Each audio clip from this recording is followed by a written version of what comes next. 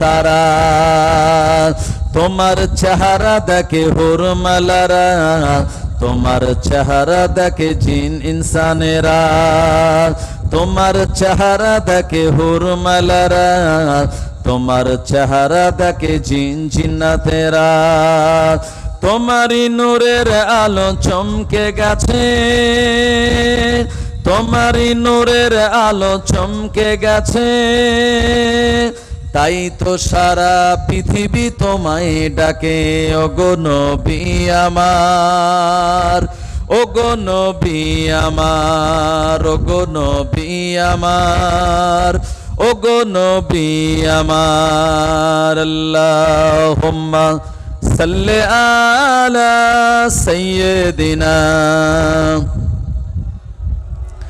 ওয়া আলা আলি সাইয়্যিদিনা। তুমি আসমানে থাকো প্রভু, আমি জমিনে, তবু তোমারি প্রেম জমে হৃদয় গহীনে। তুমি আসমানে থাকো প্রভু, আমি জমিনে, তবু তোমারি প্রেম জমে হৃদয় গহীনে। আমি তোমারি গোলাম গো, অন্য কারণ নয়। আলিমুল গায়েব তুমি মালিক রব্বানা, আলিমুল গায়েব তুমি মালিক রব্বানা। আল্লাহু আল্লাহু আল্লাহু আল্লাহ, আল্লাহু আল্লাহু আল্লাহু আল্লাহ, লা ইলাহা ইল্লাল্লাহ, লা ইলাহা ইল্লাল্লাহ, লা ইলাহা ইল্লাল্লাহ, মুহাম্মাদুর রাসূলুল্লাহ সাল্লাল্লাহু আলাইহি ওয়াসাল্লাম। মুআজ্জাজ মুকাররম উলামায়ে কেরাম, আমার সম্মুখে উপস্থিত বয়োজ্যেষ্ঠ মুরব্বিয়ান বাবাজিগণেরা, সমবয়স্ক আমার জওয়ান যুবক ভাইরা, বিশেষ করে আজকের এ মাহফিলের যিনি প্রধান অতিথি, আওলাদে মুজাদ্দিদুল জামান জনাব পীরজাদা হযরত মাওলানা আসিম বিল্লাহ সিদ্দিকী আল কুরাইশি ভাইজান, এবং আপনাদের এই জলসার নির্বাচিত সভাপতি সাহেব, কমিটির জওয়ান যুবক বৃন্দ, পর্দার অন্তরালে অবস্থিতা পর্দানশীনা আবেদা জাহেদা, আমার আম্মাজান ও বোনেরা, আপনাদের এই গ্রামের মসজিদের সম্মানীয় মোহতারাম ইমাম সাহেব, সবাইকে আমি মাহে রবিউল আউয়াল চাঁদে এই নবী দিবসের সময়ে আমার পক্ষ থেকে জানাই আন্তরিক শুভেচ্ছা ও মোবারকবাদ। মহান আল্লাহ রাব্বুল আলামিনের পাক দরবারে ইলাহিতে আমরা শুকরিয়া জ্ঞাপন করি যে আল্লাহ পাক আমাদেরকে আরবি 1447 হিজরির তৃতীয়তম মাস মাহে রবিউল আউয়াল চাঁদের 14 তারিখ শেষ করে 15তম তারিখের রজনীতে প্রিয় নবীর মহাব্বতে আর ভালোবাসায় নবীজির উম্মত হয়ে শত ব্যস্ততার মধ্যে দিয়েও আমরা এই সময়টুকু আল্লাহ আল্লাহ রসুলের জন্য দেওয়ার মতো মানসিকতা যে আল্লাহ আমাদের তৈরি করে দিয়েছেন, এবং আমরা এখানে এসে বসে কোরআন ও হাদিস থেকে নবীজির সম্পর্কে কিছু আলোচনা শোনার মতো সুযোগ করে দিয়েছেন যে আল্লাহ, সেই মাবুদের দরবারে শুকরিয়া জ্ঞাপন করে প্রাণ খুলে উচ্চ আওয়াজে মোহাব্বতের সঙ্গে বলুন আলহামদুলিল্লাহ। তারপরে আমরা আমাদের প্রিয় নবী সরকারে দো আলম মুফাখখিরে মওজুদা আফতাবে নবুয়ত খাতামান নবিয়্যিন ইমামুল মুরসালিন শাহেন শাহে মদিনা মক্কার বাতি মদিনার জ্যোতি প্রিয় নবীর রওজায়ে আতাহারে জানাই প্রাণ ভরা দরুদ ও সালামের নজরানা মোহাব্বতের সঙ্গে বলুন সাল্লাল্লাহু আলাইহি ওয়াসাল্লাম। আমার ভাইজানেরা, আমার আল্লাহ রাব্বুল আলামিন আমাদের প্রিয় নবীকে এমন এক জনপদে পাঠিয়েছিলেন, এই জনপদটাকে, এই শহরটাকে আরবিতে বলা হয় উম্মুল কোরা। কোরা শব্দের অর্থ হলো জনপদ, আর উম্মন মানে হলো মা, মানে সমস্ত শহর নগরের জনপদ যেটি, এটির নাম হলো মক্কাতুল মুকাররমা। মক্কাতুল মুকাররমাকে বলা হয় গোটা পৃথিবীর নাভি, আমাদের শরীরে নাভি আছে না নাই আমার ভাইজানেরা? তো মক্কাতুল মুকাররমাকে বলা হয় নাভি। এমন একটি জায়গায় আল্লাহ পাক তানার প্রিয় নবীকে পাঠিয়েছিলেন। ও জামানার মানুষেরা বিরাট বড় বড় অন্যায় কাজ করত। তাদের এক নম্বর অন্যায় ছিল বাড়ি বাড়ি মদ পান করা হতো। যারা মদ পান করতো না তাদের মানে অসামাজিক লোক বলে তারা আখ্যায়িত করত। দ্বিতীয় নম্বর তাদের অন্যায় কাজ ছিল কোনো মহিলা বাচ্চা কন্যা ভূমিষ্ঠ হলে এরা জীবন্ত গর্ত খুঁড়ে সোজা দাঁড় করিয়ে দাফন দিত। জোরে বলুন নাউজুবিল্লাহ। আমি মাত্র 15 দিন আগে এই মক্কাতুল মুকাররমা থেকে ফিরেছি আমার ভাইজানেরা। আমি নিজে চোখে দেখে এসেছি।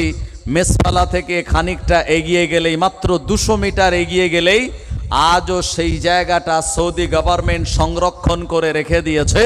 যে জায়গায় এই কন্যা সন্তানদেরকে জীবন্ত দাফন করে দিত, সেখানে সকাল বিকাল একটু পানি দেওয়া হয়, কিছু দানা দেওয়া হয়, যেখানে পায়রাগুলি এসে আমার ভাইজানেরা এই দানা খাদ্যগুলি খায়।